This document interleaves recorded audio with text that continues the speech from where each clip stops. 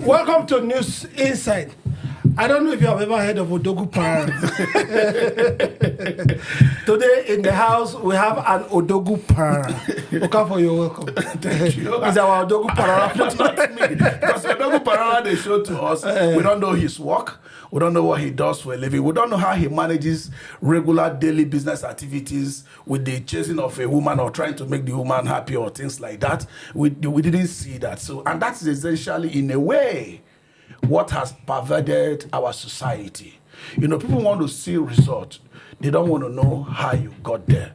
And they want to see Odogu in everything. A cleaner wants to be Odogu overnight. Or he wants to be associated with an Odogu. As a matter of fact, if you are not Odogu, you have not succeeded. And all we learned about success in the first place, when we were growing up, even though you tried to be religious a little bit, was your ability to fulfill your God-given assignment. That is defined as success. Philip's own is different from mine. His own might be a poor professor, while I'm a rich professor. Yeah. Two of us would have... Why did I be a poor professor? Two of us would have fulfilled our mandate and will be classified as successful. Yeah. It doesn't have to be in quadrillions of naira or things like that from no work. That's what Opitobi is talking about. Because what everybody now epitomizes is an Odogu that his money comes from space.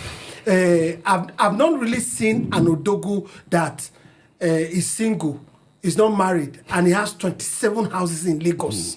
I mean, we don't even know his job. We don't know his job. We see him waking up in a woman's house and buying houses, and all of a sudden, everybody wants to be an Odogu Parara. And that's why Peter Obi is saying that honesty doesn't pay anymore.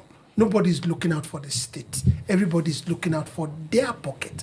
And if I retire as a permanent secretary from Ministry of Justice, for example, and I retire to my village, and I don't come with fanfare, and I don't have mansions from one state to the other, even my people will say you're a failure. Philip. You know, Obi, finished everything. He just said what is the obvious in the society today. You know, in those days, in the 70s and the 80s, we may not have witnessed it, but we heard a lot of story and we read a lot of things. You know, people who are privileged to go to the university, in their 300 levels, companies come after them, offer them jobs. By the time they are graduating, they go into the employment world with a vehicle and maybe a bedroom flat or two-bedroom flat, and they started a middle class from there. So it shows that honesty and hard work were being rewarded then. But today, the reverse is the case. People just go to school, to just get certificate, and it's also in the rumor mill that people now even pay to be trained as Yahoo students, so that that's the Odogu thing. They can, money can come from heaven and fall into their home, and they become a billionaire, even while they are still in school. So much so that when, people who are working in government space, government agencies and ministry, if you want to be honest as a civil servant, like you rightly pointed out, you will retire as a pauper or you live as a pauper all through your days in the civil service. Obi was telling the nursing student in Enugu that, look, we need more than 1.2 million nurses in our healthcare services. And the only thing that can take you there is hard work and honesty. That it is true that today, there's no honesty. Honesty does not pay, but dishonesty is being rewarded instead of honesty. But that, don't give up hope. He praised the religious body that are taking the responsibility of government. He said what the Catholic Diocese of Enugu is doing today by establishing the school of nurses and train nurses who will serve in the health sector. It was supposed to be ordinarily the responsibility of government, but they are not doing it because those who are in government, the honesty expected of them with the money entrusted with them, like Okafor will always say, there's no government money. It is money collected from the people, given to some person to be managed for the common good. The people, they pocket it, and people, even the people whose money is being given to them at the pocket, applaud them and celebrate them. So that is the situation we find ourselves. I remember very well, my mom was a teacher. And the same way, I can't remember his full name, that's VDM. Yeah. His mom is a teacher. Yeah. And a lot of people came critical of him on the news media and said that why would the mother still be working when he can have money to take care of his mother? His life doesn't submit the mother's life. The mother has a life, a passion of raising kids. I remember my mother then. She will go from house to house, tormenting men that will not send their kids to school, either male or female. But we don't want those kind of things. See, let me pick it from where he stopped. P2B made mention of we needing about 1.2 million nurses. He also let them know to see the gap of opportunities that we have about 200,000 registered nurses at the moment, showing that very poor. We have shortfall of about 1 million. So this looks like an opportunity for everybody who want to come in and probably study nursing.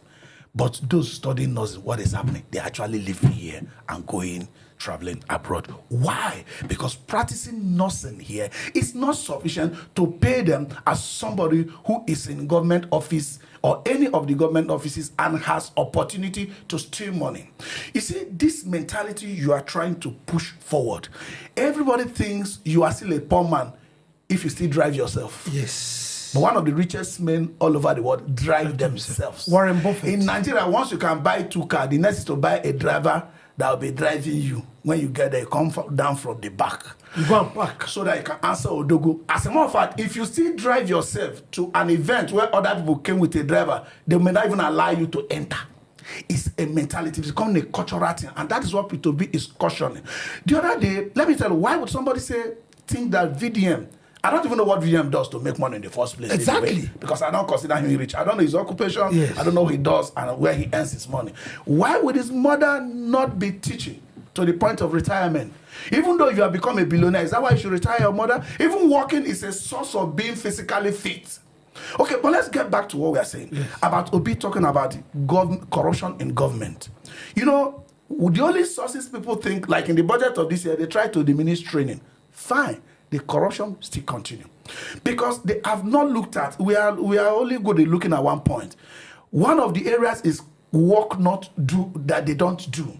Things like, we fed soldiers in Sambisa Forest. Are you going to Sambisa Forest to check whether they fed soldiers or not? How much they use in feeding soldiers? How do you verify it? We repair certain pipeline in Bonny, this in inside sea. Those are the corruptions ahead of the common man you can't see. But there's another one suffocating our economy. That is why you see them. You see that almost every job, contract or services are owned by people seated in the offices. Either the civil servants or politicians who themselves are earning money from the government. So the private sector, the contractors or the consultants or the private services providers are mere servants to them. They tell them the job to do, how to do the profits. They see recruit back to themselves in addition to their salary. Leaving these contractors and consultants, specialists like mere servants. And at the end of the day, if you look at the job, it was well executed. But the money that was supposed to go into private sector to reactivate the economy so that the private sectors can stimulate the economy, employ people, employ graduates should be able to have a career path with private sector. It is not happening. The manufacturing and production sector that is alternative, there is no infrastructure to support it. You find out that the economy is shrinking. Everybody is still referring back to the government where they can steal money. Now, today, if you say you remove the control from the politicians from controlling the job, the civil servants want to control it. If you ask the director, don't control the job, for any reason you checkmate them, the procurement officers still want to control it because the culture is from the top to bottom. I am not as worried as for Nigeria as the corrupt governors, corrupt legislators, and corrupt ministers that we have today. I'm much worried about those that will replace them because they are even more corrupt. He talked about people going to study Yahoo. Where is the starting point? We have to introduce reward for good job and value. Reintroduce, it used to be our value. Maybe bring it back. Reintroduce value for money, any work not supported by work we should repudiate it, and we should also introduce punishment. Not a political punishment. If you speak against any political interest, EFCC will come after you. No, we want truthful one. Those that have done their job, EFCC has no business with them. But those that are really culprits, they should go after them. I can see that the fire is in your bones this morning to make sure we have a country. We want a better nation. Yeah, we want a better That nation. works for every one of us. Now, let's get on it more. The issue Obi raised. For example, I question why the empowerment that we are always doing year to year, the Senate President is empowering women in Akwa Ibom in the senatorial district. The First Lady is empowering women in Rivers State. This empowerment money, one, where is it gotten from? Two, is that the right thing to do? Should we put the water from the top so that it will get to everybody? Or we should bring it as a spring, do you understand, where the head is not affected and it's the head that thinks for everybody? Are they not part of these corrupt practices? Because we never see the impact of these things. Never. Philip. You see, he said it all. It's the reward system. What is our reward system today? What do we reward? What do we cherish? It boils down to, a society that has decayed, that there's nothing to hold on to. We need to re-examine our value system. What do we value? Do we value integrity? Do we value honesty? Do we value trust? Or we value money and the Odogu Paralante that is everywhere? You see, the value system today has nothing to do with honesty, trust, integrity, or legacy. What is important that the man is driving a Rolls Royce, or he's driving a Bentley, or whatever he's driving, like he said, array of cars. It has a convoy with security men parading everywhere. And when it gets to where it's going, people jump down and they open and they say, clear the way. That is our value system today. I agree with him. The problem had not started. I'm not done yet. The problem had not started. What you are seeing today is a shy play. If we do not go back to our value system, because even the shy that is 2 years is already corrupt. That is what we have in this nation today. Because what kind of value system are you going to that is being brought up to with? Is that value system of when you have money, you have it all. How you get the money, how you make the money, it's immaterial. Whether you stole the money, it's immaterial. But in our days, don't forget, you were meant to say that, look, you need to work, you need to go to school, get good education, and then you get a good job. And then you will grow through the career. Those of us who were lawyers, you are either going to be a judge or you are going to be a son. But today, all that is eroded. What is important at money. Once you have money, whether you're a dropout or you're not from a secondary school or a primary school, nobody cares. So the value system is the problem. I want us to look at briefly into the activities of legislators. Yeah. Okay. Briefly. Yeah. Let me now connect it. Because I will let you continue just now. Because they slipped from their role, though they can perform executive role. They slipped from their role into the full role of the executive. Do they have any role to perform? We have Dr. Odia as a senator, for example, representing Edo Central. The road between Edo North and Edo Central or Edo South, terribly bad. And the senator can bring it to the floor of the House to say this road, because it's under the jurisdiction of the federal.